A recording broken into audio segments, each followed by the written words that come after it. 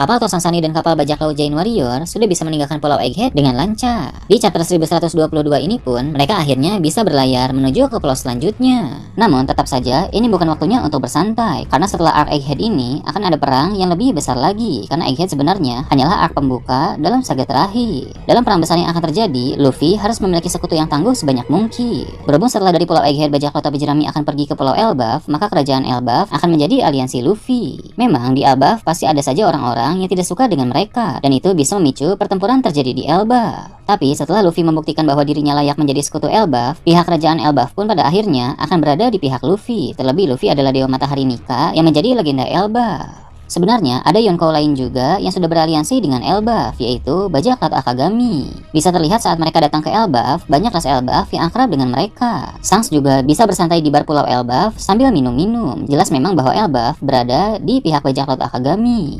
Tak masalah meskipun Elbaf memihak kepada dua Yonkou yaitu Shanks dan Luffy, karena kedua orang itu sama-sama berada di pihak yang baik dan pasti akan menggunakan One Piece untuk hal yang baik juga. Memang mungkin akan ada momen di mana Luffy bertarung melawan Shanks, tapi itu terjadi ketika nanti mereka sudah mendapatkan One Piece. Itu adalah pertarungan pembuktian Luffy kepada Shanks dan momen di mana Luffy mengembalikan topi jerami milik Shanks karena Luffy sudah menjadi bajak laut yang hebat. Selain Elbaf, masih ada lagi sekutu kuat yang nanti akan membantu bajak laut topi jerami. Sekutu yang kuat itu berasal dari ras Lunaria, yang mana itu adalah King. Karena dulu dia memang menantikan sang Joy Boy dan sempat salah mengira bahwa Kaido adalah Joy Boy yang baru. Setelah tahu bahwa Joy Boy baru yang sebenarnya adalah Luffy, maka King akan berada di pihak Luffy juga. Bahkan masih akan ada juga beberapa ras Lunaria lain, dan salah satu di antara mereka bahkan lebih kuat dari King. Seperti yang kita tahu, salah satu kemampuan khas dari Lunaria adalah bisa memanipulasi api. King pernah memperlihatkan kemampuan tersebut ketika dia melawan Zoro dalam perang di Wano Kuni. Namun, sepertinya kemampuan manipulasi api dari ras Lunaria memiliki dua tahapan. Tahapan pertama adalah dasar dan tahapan kedua adalah awakening. Perlu diketahui bahwa bukan hanya kekuatan buah iblis saja yang memiliki tahap awakening, melainkan ada pula kekuatan dari ras-ras tertentu. Sebagai contoh, ras mata tiga yang kekuatannya telah bangkit akan mampu membaca poneglyph, atau suku Ming yang ketika menatap bulan purnama akan bisa mengakses kekuatan sejati mereka dan menjadi sulong. Jadi memang ada ras-ras spesial yang kekuatannya bisa mencapai tahap awakening. Untuk ras Lunaria, kemampuan api mereka lah yang bisa awakening. Hanya saja kekuatan milik King masih belum mencapai tahap tersebut. Sedangkan untuk anggota ras Lunaria terkuat yang admin singgung tadi, kekuatannya telah mencapai tahap awakening. Jika kekuatan api dari ras Lunaria mencapai tahap tersebut, maka serangan api mereka akan menjadi lebih kuat lagi. Selain itu, api mereka pun bisa menjadi sumber energi yang sangat berguna untuk berbagai hal, seperti Mother Flame yang diciptakan oleh Vegappa. Jadi, jika kekuatan api Lunaria bangkit, mereka bisa membuat Mother Flame yang alami. Dengan begitu, rasanya cukup jelas alasan mengapa ras Lunaria menjadi musuh pemerintah dunia, sebab pada masa lalu, mereka bekerja sama dengan kerajaan kuno untuk memberikan api Lunaria sebagai sumber energi kerajaan kuno. Pada masa itu, banyak anggota ras Lunaria yang sudah mencapai tahap awakening, karena mereka memberikan api Lunaria dalam jumlah besar kepada kerajaan kuno, dan dengan teknologi canggih negeri tersebut, api itu pun bisa dibuat menjadi sumber energi yang sangat besar, bahkan bisa dibilang menjadi hampir setara dengan energi matahari, jauh lebih hebat dibanding Mother Flame yang dibuat oleh Vegappa. Inilah mengapa Lilith pernah bilang bahwa dia ingin menciptakan matahari buatannya sendiri yang jauh lebih hebat dari Mother Flame. Itu karena dia tahu sumber energi kerajaan kuno hampir setara dengan energi matahari. Tak heran dalam perang abad kekosongan, senjata kuno bisa dipakai berkali-kali karena stok bahan bakar atau sumber energinya memang masih sangat banyak. Selain karena ras Lunaria pernah bekerja sama dengan kerajaan kuno dan mereka juga diketahui tinggal di Red Line, alasan lain mengapa pemerintah dunia memburu mereka karena awakening api Lunaria adalah salah satu musuh alami bagi kemampuan regenerasi Im-sama dan Gorosei. Jadi ras Lunaria benar-benar berbahaya sehingga pemerintah dunia pun memutuskan untuk membasmi mereka semua. Tapi saat ini ada beberapa ras Lunaria yang masih selamat. Untuk orang-orang seperti King memang bukan masalah yang terlalu besar karena dia belum mencapai awakening api Lunaria. King memang bisa memanipulasi api, tapi hanya tahapan dasar dan belum mencapai tahap api sejati dari ras tersebut. Namun, anggota ras Lunaria terkuat yang Admin bahas tadi telah mencapai tahap awakening. Dia bisa memanipulasi api sejati yang sangat kuat dan terlebih khususnya lagi bisa menjadi sumber energi seperti Mother Flame. Sama seperti King, anggota terkuat ras Lunaria ini akan menjadi sekutu baru Luffy.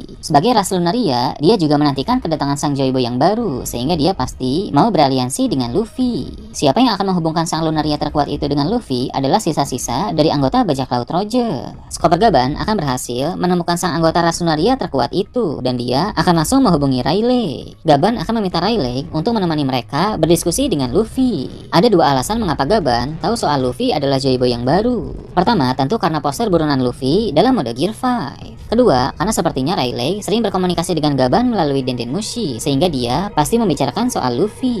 Dengan begitu, anggota ras Lunaria terkuat itu pun akan dipertemukan dengan Luffy, dan tentu saja Luffy akan menerimanya sebagai aliansi. Dia tidak hanya akan berguna sebagai petarung yang tangguh saja, tapi kemampuan Awakening Api Lunaria miliknya pun bisa bermanfaat untuk membangkitkan senjata kuno Pluton, karena cepat atau lambat para samurai Wano akan mengeluarkan senjata tersebut. Dengan Awakening Api Lunaria dan bantuan tembakan dari Pluton pun bisa menimbulkan dampak kenaikan air laut. Maka senjata kuno harus dipakai dengan bijaksana dan dengan tujuan yang jelas. Pihak Luffy tidak akan memakai senjata tersebut jika tidak diperlukan. Makhluk-makhluk mitologi dan legendaris juga akan muncul pada saga terakhir ini. Salah satunya adalah naga. Naga yang asli benar-benar masih ada dalam dunia One Piece, bukan naga buatan yang kita lihat saat di Panghaza. Bila kita ingat kembali, ada sebuah telur misterius yang sudah beberapa kali terlihat di atas kapal bajak laut Roger. Tidak berlebihan untuk menduga bahwa itu adalah telur naga yang terakhir. Walau Roger sudah mati, tapi para mantan krunya pasti menjaga dengan baik telur itu. Telur naga tersebut pun sudah menetas belasan tahun yang lalu, dan kini sang naga dilindungi di suatu tempat rahasia. Di mana naga itu berada adalah di Pulau Lodestar, pulau terakhir yang bisa dijangkau oleh Logpost. Sebagai pulau terakhir di Logpost, Lodestar pasti sangat sulit dicapai oleh orang-orang, sehingga hanya sedikit orang yang bisa datang ke sana. Tempat itu pun memiliki geografis yang strategis untuk menjadi tempat di mana naga tersebut kini dilindungi. Ketika Gaban sudah bertemu dengan Luffy, maka sudah waktunya memberikan naga itu kepada sang Joyboy yang baru. Sang anggota ras Lunaria terkuat yang beraliansi dengan Luffy akan membantu Luffy cara menguasai naga, karena ternyata pada masa lalu ras Lunaria hidup berdekatan dengan para naga. Luffy pun mampu menguasai naga terakhir itu dalam waktu yang relatif singkat, sehingga dia bisa menggunakan naga tersebut dalam perang terbesar nanti.